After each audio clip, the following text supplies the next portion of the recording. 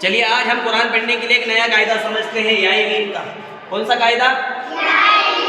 یا ساکن سے پہلے زبر ہو تو یا لین ہوتا ہے. اس کے اندر حرف کو کھینچنا نہیں ہے، نرمی کے ساتھ میں پڑھنا ہے، معروف پڑھنا ہے اور مجہول پڑھنے سے بچنا ہے. جیسے با یا زبر بئی، ٹھیک ہے، یہ معروف ہے. مجہول با یا زبر بئی، یہ مجہول ہوگا. اس طریقے سے نہیں پڑھنا ہے، ٹھیک ہے.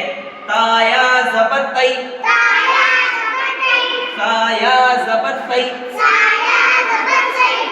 جیسے اوحیتا، عینینی، لا ریب. یہ قرآن کریم کے ایک آیت کا ٹکڑا لکھا ہوا ہے. یہاں پر ایک آیت لکھی ہوئی ہے سورۃ قریش کی. دیکھیں لِإِيلَافِ قُرَيْشٍ،